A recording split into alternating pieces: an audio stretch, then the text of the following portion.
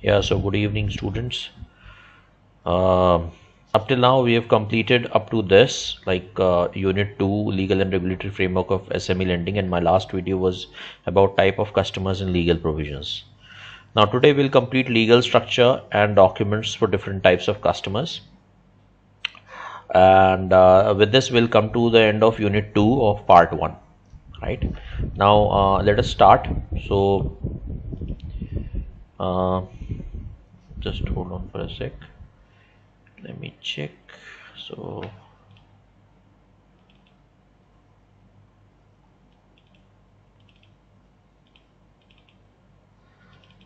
now,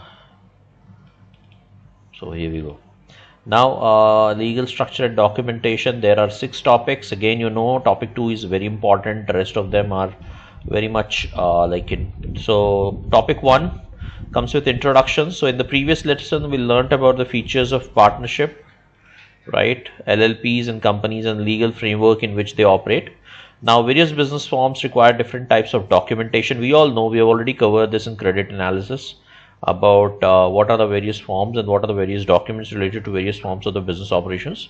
In this lesson we'll learn about various forms of documentation needed to verify and underwrite loans to the various legal types of businesses. If you've gone through the documentation PDF which I shared during my class in credit analysis and banking advances, it will be quite useful for you in this unit. Now, by end of this lesson, you should be able to describe the importance of legal and due diligence documentation for partnership, private and public limited companies. So you need to understand just 3 things: partnership, private and public limited companies. Now identify the various documents to the limited companies, verify the authenticity of the documents for limited companies. So these are the things which you will cover in this. Now next thing is what you need to know. Let us go to topic 2. So now topic 2, what we need to know. So lending to various types of business requires extensive due diligence, including a review of various documents that provide an understanding about the status, existence and constituency of a business. Below is a list of such documents, the content of each external source of cross verification and how they are useful to the bank. So they have provided some PDF to you, like related to partnership firm. We'll go through this. I don't have this PDF, but I have different set of documents which I actually shared with you during credit analysis and banking advances. Right, so here we go. Yeah, so here it is. So partnership related documents. So we've got nature of document, partnership deed. What it is: an agreement that outlines the rights and responsibilities of the partners in the business. Why is it required? This legal document establishes the partnership, outlining the details of each partner, their powers and liability obligations. How to verify the authenticity of the document. So you can verify whether the stamp duties are fixed and properly signed by all the partners and witnessed all the deeds, and how it is useful to the bank. So partnership is very, very important because it shows the relationship between various partners. It establishes the relationship between various partners, and it has to be properly stamped, right? So again, very important part. So it should have proper stamp duty. It should be properly signed by all the partners, right? Now, registration certificate, a certificate issued by a registrar of firms. So similar to companies, where companies are registered with registrar of companies, partnership firms are registered with registrar of firms, and registrar of firms issues a certificate with a distinct registration number. So they do have distinct registration number. This certificate is required to check the veracity of registration, and with the help of the registration number, a search can be made in the registrar of firms. So you can verify whether the partnership is authentic or not. The bank is protected because authenticity is established. So if the authenticity is established, then the bank is safe. Now PAN and TAN. So permanent account number or tax deduction and collection account number is issued by income tax authorities for filing tax returns. They are required for filing statutory tax returns, and they can be verified with the income tax authorities online through this link. You can just put in here and you can put this PAN and TAN number, and they will verify whether that is correct or wrong. The firm is a statutory compliant. So if PAN and TAN number is correct, means the firm is a statutory compliant. It is abiding by all laws. Now KYC document of partners including PAN and Aadhaar. So photo ID proof and proof of address which are officially valid. These documents are required to establish the identity of the partners as per RBI directives, and Aadhaar can be verified online by visiting uidai.gov.in. So this is the website where you can check the Aadhaar number of each and every partner. Authentication of the client is established by verification of the Aadhaar number, and also making physical visit to the address proof. Now, GST certificate, so goods and service tax certificate, is issued by Department of Revenue. The document confirms that the firm is duly registered and paying statutory taxes. GST can be verified online by visiting www.gst.gov.in, where you can verify the GST number of the firm. The firm is statutory compliant and reaffirms the status. So, a firm having GST certificate again reaffirms that it is existing firm and it is operating in a proper format. Now, registration under the Shops and Establishment Act. This is again very important. You need to remember this, that to any firm which want to establish, then they will have to register with under the Shop and Establishment Act. So, issued by Revenue Department of State Government, required to confirm registration as per the local laws. It can be verified by visiting filings.com, and registration under the Shops and Establishment Act is again very important aspect.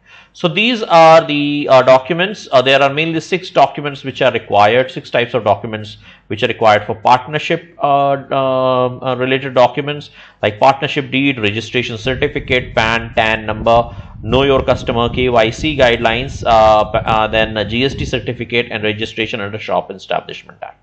So I hope this is quite clear to everyone. Now let me again move to that part where, now company related documents. So limited companies are governed under the Companies Act. We all know this. So it is governed by Companies Act, and then as credit professionals we are required to obtain various documents to comply with the provisions of the Act. Companies borrow large sum of money, and therefore due diligence is required when sanctioning proposals. Outlined below is a list of documents. So again we will go through the documents. Let's see. Here we go. So here are the documents required for any company. As a credit manager, you should know about these things. Now, first thing is Memorandum of Association. It is a legal document that is prepared for formation and registration of the limited liability company, and which defines its relationship with shareholders, right? Then MOA is a statutory requirement, so it is legally required under Companies Act to start a limited company. MOA can be verified with the registrar of companies, so it is filed with the registrar of companies, so it can be verified online or offline by contacting registrar of companies. MOA clarifies the object of the company, their line of business, and their borrowing powers. So these 3 things are very important for you. What is the object of the company, why the company is made, what is the objective behind it, what is their line of business, and their borrowing powers. Then Articles of Association, second document. So this is a document that details the company's organizational structure and should be read along with MOA.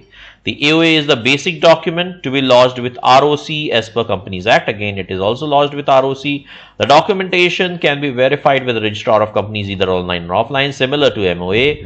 AOA is a basic document to check the borrowing powers of the directors, right? So AOA is actually the law which governs, the legal document which governs the functioning of any company. The Certificate of Incorporation. So this document certifies that all the formalities for the formation of the company have been completed. This is mandatory document to start the business. The certificate can be verified with the registrar of companies online and offline. The certificate confirms that the company is eligible to start functioning, and it is mandatory requirement for the bank. Again, PAN TAN number, same. PAN and TAN number are issued by income tax authorities for filing tax returns. They are required for filing statutory tax returns. They can be verified in this by going through this website, and their statutory requirement is for the bank norms and help to establish the identity of the company. Again, KYC documents of the directors, so PAN and Aadhaar, photo ID proof and photo address proof or proof of address, which are officially valid. These documents are required to establish the identity of the directors as per RBI directives. Aadhaar can be verified by visiting this website. These are officially valid documents mandated by banks to establish personal identity and proof of address. The GST certificate, again issued by Department of Revenue to establish that the company is duly registered and paying statutory taxes. GST can be again verified in this website. Through this website, the firm is statutory compliant and reaffirms the status. Registration under Shop and Establishment Act, it is issued by Department of Revenue of the state government to confirm the registration as per law and verified. It can be verified by visiting this website. The company has obtained due permission to run the business. So these are some things which are some documents which are required by a limited liability company. So it is Memorandum of Association, Articles of Association, and Certificate of Incorporation. So these three things. Then PAN, TAN is already there, KYC documents, GST certificate, and registration under Shop and Establishment Act. These are common with a partnership firm. Right, so this is how we deal with documents of limited liability company. Right, so I think this is quite clear. Now let me go to topic 2. It is already over, so we've done this. Now let us go to topic 3. What you need to do. So here we go. Now topic 3, which says what we need to do. So we need to recognize, as a credit manager, you need to recognize the type of constitution, individual, partnership, or LLP company when a proposal is received, and review the key information provided in those documents. Identify the legal structure of the company and gather and review the necessary due diligence documents. Verify the authenticity of the documents. Identify identities and profile of the people involved in the business. That is what you do through KYC guidelines. Appropriately apply this information due diligence to the underwriting and lending process and procedures.